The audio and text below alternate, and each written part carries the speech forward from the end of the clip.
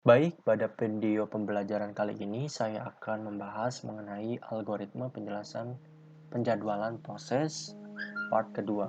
Sebelumnya saya sudah menjelaskan mengenai strategis penjadwalan proses yang digunakan, yaitu yang yang primitif, di mana untuk saat ini saya akan menjelaskan mengenai strategi penjadwalan yang non primitif, yaitu pada pengertiannya strategi ini ketika proses telah berjalan, maka sistem operasi maupun proses lainnya tidak dapat mengambil alih eksekusi prosesor.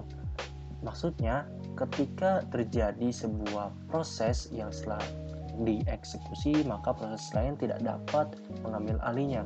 Namun, bisa aja dapat diambil alihnya ketika sudah di running, baik secara normal maupun secara abnormal. Nah, dari pengalihan tersebut, strategi ini membahayakan sistem dan proses lain, sebab jika proses yang sedang dieksekusi atau berjalan mengalami kegagalan, crash, ataupun looping tak terhingga, maka sistem operasi menjadi tidak berfungsi dan akibatnya proses lain tidak dapat mendapatkan kesempatan untuk dieksekusi. Nah, strategi ini umumnya digunakan pada sistem batch atau sequential. Nah, pada non-primitif ini banyak sekali algoritma yang terdapat di dalamnya. Salah satunya ada FIFO, first in first out, ada SJF, shortest job first, ada HRN, Hikes Ration Next. Nah, pada video kali ini saya akan membahas tentang MFQ, Multiple Feedback Quiz, QWS, penjadwalan, di mana penjadwalan ini merupakan penjadwalan dengan banyak antrian. Selanjutnya penjadwalan non-primitif, selanjutnya penjadwalan berprioritas dinamis. Jadi dari MFQ ini penjadwalan atau algoritmanya itu diproses sebuah proses atau dieksekusinya itu berdasarkan prioritas.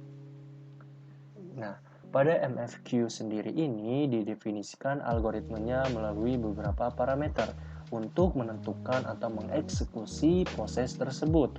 Yang pertama yaitu dilihat dari jumlah antriannya, kemudian algoritma penjadwalan tiap antriannya, selanjutnya kapan menaikkan proses ke antrian yang lebih tinggi, selanjutnya kapan menurunkan proses ke antrian yang lebih rendah.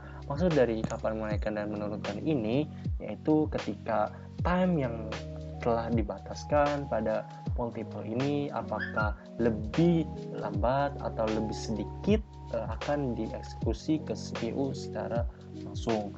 Selanjutnya yang terakhir, antrian mana yang akan dimasukkan proses yang membutuhkan.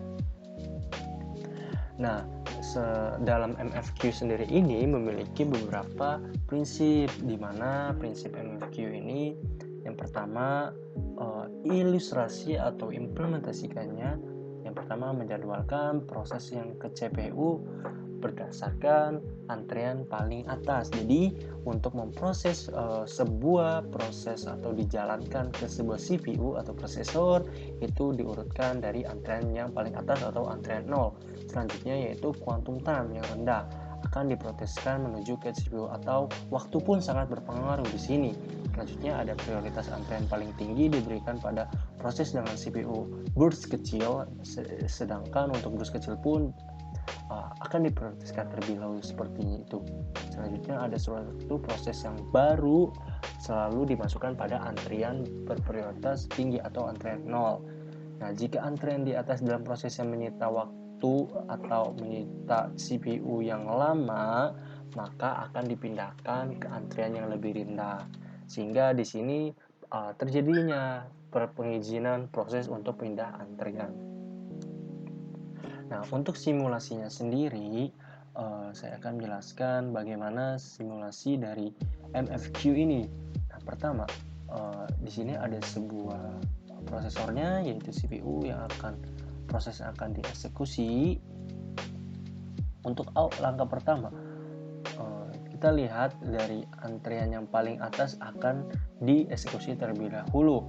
Ini telah memenuhi antrian 0-nya, kemudian antrian 1-nya, antrian 2-nya. Jumlah antrian keseluruhan dalam proses ini ada 3 antrian, di mana antrian yang awal akan dieksekusi terlebih dahulu, kemudian untuk memenuhi syarat selanjutnya jumlah kuantum time yang minim atau yang sedikit daripada proses yang lainnya atau di belakang antriannya. Kita lihat di sini 8. Ini langsung dieksekusi seperti itu. Kemudian setelah dieksekusi, jika tidak ada proses yang baru masuk, maka akan dipindahkan ke antrian selanjutnya. Antrian selanjutnya akan naik ke atas. Setelah itu akan dilihat lagi dari waktunya, apakah waktunya ada yang lebih cepat atau lebih lama. Kalau lebih cepat akan dieksekusi ke CPU, sedangkan jika yang lebih lama, antrian yang ini akan dikebawahi atau menunggu tetapkan. Seperti itu dari penjelasan algoritma MFQ-nya. Mungkin itu saja yang dapat saya sampaikan, kurang lebihnya mohon maaf. Semoga bermanfaat. Jangan lupa untuk tinggalkan komen jika ada pertanyaan. Sampai jumpa.